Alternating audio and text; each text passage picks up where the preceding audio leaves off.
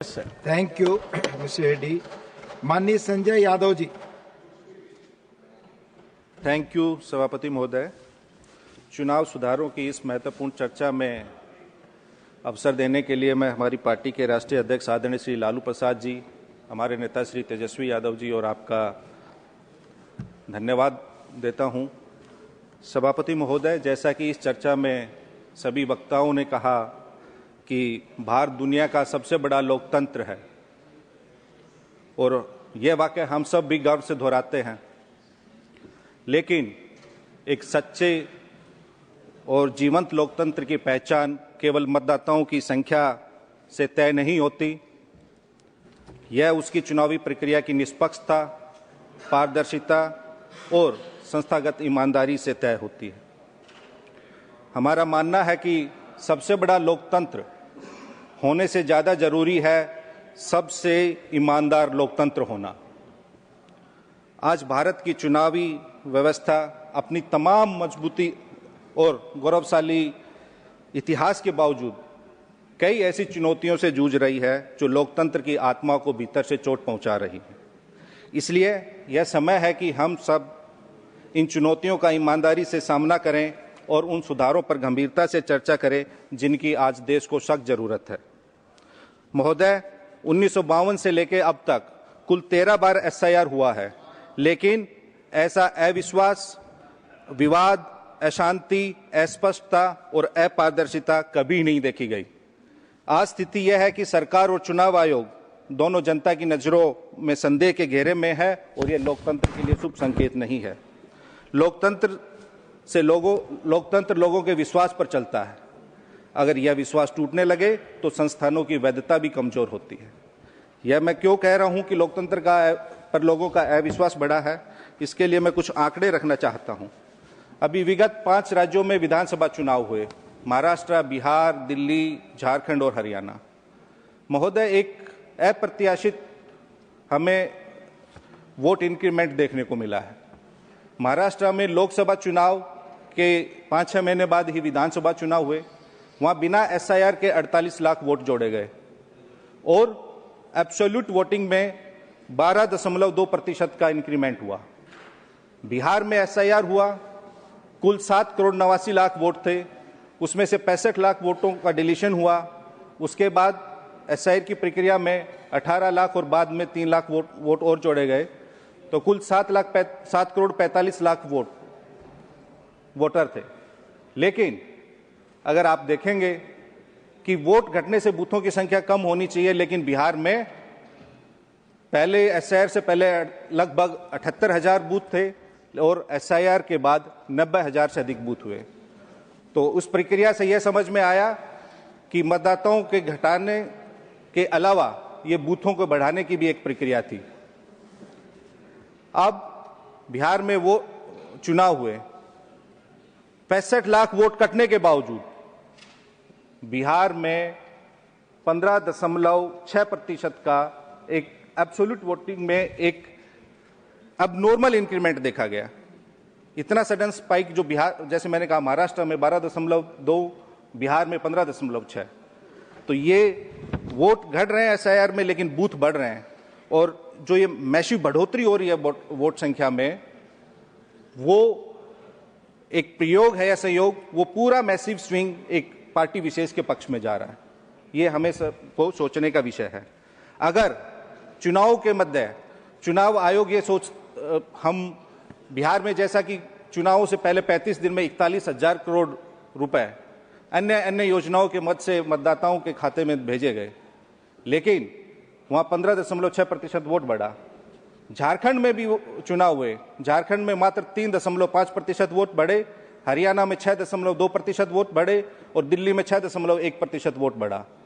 तो ये झारखंड में भी वही सेम योजना थी, लेकिन वहां 3.5% ही वोट बढ़े, लेकिन बिहार में 15.5% से अधिक वोट बढ़े। तो ये सब हमें सोचने की जरूरत है। दिल्ली में भी पानी और बिजली निःशुल्क थी, वो भी सबको पता है। अगर ये वोटिंग पैटर्न हो, मतदाताओं को वही बिहेवियर हो, तो वो सर्वव्यापी हर जगह वैसा ही रहना चाहिए। और ये तो आश्चर्यजनक था कि एक पार्टी विशेष की तो स्ट्राइक रेट 89% रहा। आजाद भारत में ऐसा कभी नहीं हुआ था। बिहार में एसआईआर हुआ, मात्र 35 दिन का समय दिया गया। उस 35 दिन में लगभग मैंने कहा कि 7 करोड़ 90 लाख वोटर मतदाताओं को पुनरीक्षण कार्य हुआ। उस 35 दिन में जैसा कि सब जानते हैं, बिहार का 73% जो भूभाग है वो बाढ़ प्रभावित है। सावन का भी महीना था, लोग कावड़ लाने जाते हैं, धान रोपाई का भी समय था। माननीय संजय जी, ये एसआईआर ये सब जुडिस मामला है और माननीय चेयरमैन ने शुरू से ही रिक्वेस्ट महोदय, चूंकि हम चुनाव सुधारों पे बात कर रहे हैं, तो जो हमारा अनुभव था तो उसी के संबंध में, वो भी एक चुनाव सुधारों की प्रक्रिया का ही एक अभिन्न अंग है, इसलिए हम बात कर रहे हैं। महोदय, बिहार में 1,77,526 वोट पोस्टल बैलेट थे।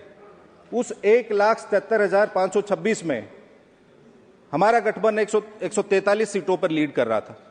हमारा विपक्षी गठबंधन एनडीए मात्र 94 सीटों पर लीड कर रहा था। अदर्स के हिस्से में 6 सीटें थी। पोस्टल बैलेट में मतदान में हम 44.6% मत प्राप्त कर रहे थे, लेकिन उसमें नहीं हुए। जो बाकी जो प्रक्रिया रही उसमें क्या विसंगतियां रही उस पर मैं आऊं। तो महोदय, केवल हम जब चुनावी सुधारों की बात करते हैं, इलेक्टोरल रिफॉर्म सही तरीके से हो, पक्ष विपक्ष दोनों संतुष्ट हो और सबसे बड़ी बात है जनता संतुष्ट हो। चुनाव सुधारों पे ये चर्चा केवल औपचारिकता नहीं रहनी चाहिए। आज मतदाता को लग रहा है कि उसके वोट के साथ कहीं ना कहीं हेराफेरी हो रही है।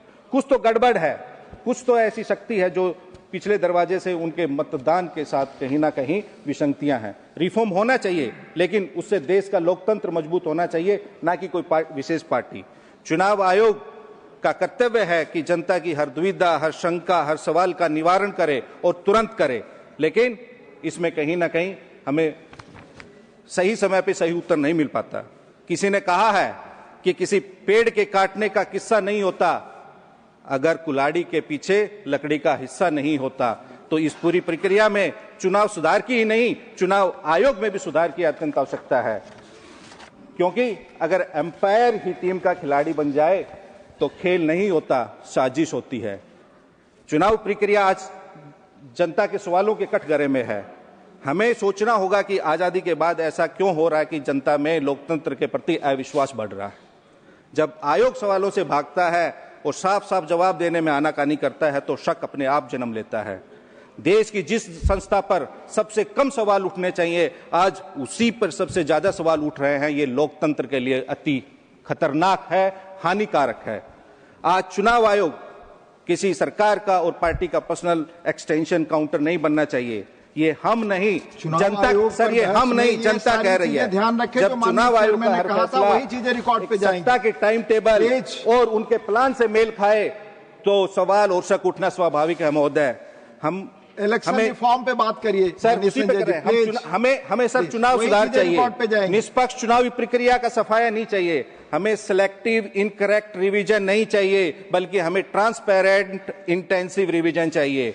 ऐसा लगता है कि ये एसआईआर नहीं, एसपीआर स्पेशल पार्टी रिवीजन हो रहा है। सर सब जुडिस मामले पर न बोले आप। एसआईआर के एसआईआर के जरिए गलतियां ठीक होनी चाहिए और जो ठीक हो उसे गलत करने की मंशा को रोका जाना चाहिए।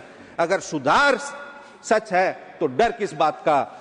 लेकिन यह सरकार वोटर को जुटाकर नहीं बल्कि वोटर को हटाकर जीतना चाहती है। आप वोट सुधार नहीं, आप वोट मैनेज करना चाहते हैं। देश ने बिहार चुनाव में देखा कि कैसे 41,000 करोड़ रुपए मात्र मतदान की तिथि से 35 दिन पहले बांटा गया।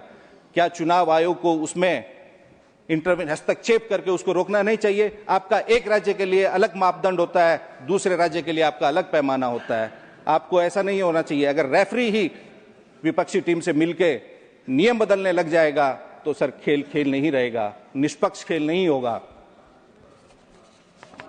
सर मैंने स्वयं चुनाव आयोग को एक 4 पेज का लेटर लिखा कि कैसे कैसे धांधली हो रही है, लेकिन कभी कोई संज्ञान नहीं लिया गया। अब सर क्यों अविश्वास बढ़ रहा है, जनता क्यों सवाल उठा रही है? क्योंकि और मैं विगत कई चुनावों की, जब 6 चुनाव राज्यों के चुनाव का मैंने जिक्र किया, हम उसमें जनता इलेक्ट्रॉनिक मशीन पर सवाल उठा रही है। हम सिर्फ उनकी आवाज को, उनकी भावनाओं को, उनकी शंकाओं को आपके माध्यम से यहां सदन में रख रहे हैं। दुनिया की हर मशीन ऑडिट होती है महोदय, लेकिन ईवीएम पर यह ऐतराज क्यों? दुनिया में कोई टेक्नोलॉजी या चूक नहीं है, कोई भी। हमने देखा है हमारे देश में ही हमारी मिनिस्ट्री ऑफ डिफेंस की वेबसाइट पे साइबर अटैक होता है, उसे हैक करने की कोशिश होती है और किया भी गया है 2018 में।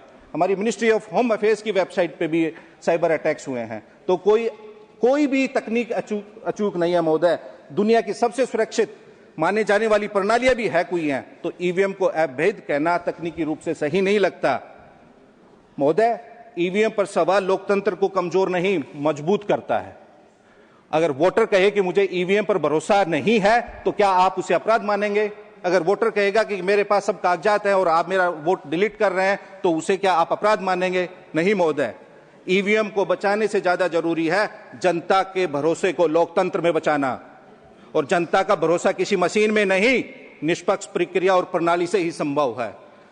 जब वोट कागज पे दिखता है तो गिनती में कागज क्यों नहीं? हम 5% मिलान भरोसा नहीं देता, 100% मिलान ही भरोसा देगा। लोग कह रहे हैं कि ईवीएम पारदर्शिता नहीं दे रही, और लोकतंत्र पारदर्शिता के बिना जिंदा नहीं रह सकता। अगर हम चुप रहेंगे तो सर मशीन जीत जाएगी, और हम बोलेंगे तो लोकतंत्र जीतेगा। अगर कहीं कोई शक है तो हम सबको बिल्कुल बोलना चाहिए, निडर होकर बोलना चाहिए। जब वोट की प्रक्रिया ही संदेहों से घिरी हो, तो लोकतंत्र की आवाज साफ कैसे सुनाई देगी? महोदय, मशीन जीत जाए और हमारा मतदाता यानी मानव हार जाए, तो ये लोकतंत्र और मानवता दोनों के लिए खतरनाक है। महोदय, मानव ने मशीन बनाई है, मशीन ने मानव नहीं बनाया। मतदाता मशीन से बड़ा होता है, और बिना मतदाता लोकतंत्र भी नहीं रहेगा। जनता को इलेक्शन चाहिए महोदय, सिलेक्शन नहीं चाहिए। महोदय, कई कामयाब और लोकतांत्रिक विचारधारा का सम्मान करने वाले विकसित देश पारदर्शिता के नाम पर इलेक्ट्रॉनिक वोटिंग को अस्वीकार किया है, और चुनाव सुधारों के लिए महोदय निष्पक्षता दिखानी पड़ती है, सिर्फ कहना ही काफी नहीं होता। रेफरी अगर नियम पूछने पर नाराज हो जाए तो मैच के नतीजों पर सवाल उठाना लाजमी है। दुनिया के अधिकांश लोकतंत्र अब बैलेट पेपर का ही प्रयोग करते हैं, क्योंकि वह सत्यापन योग्य है और भरोसेमंद होता है और जनता को दिखता भी है। महोदय, बस मैं अपनी बात खत्म कर रहा हूं। चुनावी सुधार में कोई तकनीकी प्रक्रिया नहीं है। चुनाव सुधार यह उस लोकतांत्रिक संस्कृति का आधार है जो नागरिकों को विश्वास दिलाती है कि सत्ता उनकी इच्छा का प्रतिबिंब है, न कि धन, शक्ति और प्रभाव का परिणाम। भारत को चुनावी सुधारों की एक नई पीढ़ी की जरूरत है। ऐसे सुधार जो चुनाव आयोग को और मजबूत करे, राजनीतिक दलों को जवाबदेह बनाए, धन बल की अंधेरी सुरंगों को रोशन करे और मतदाता के विश्वास को पुनः केंद्र में स्थापित करे। लोकतंत्र की सबसे बड़ी शक्ति उसका विश्वास है, और चुनाव सुधार वही रास्ता है जो इस विश्वास को भविष्य की पीढ़ियों के लिए सुरक्षित रख सकता है। आपका बहुत बहुत धन्यवाद महोदय। माननीय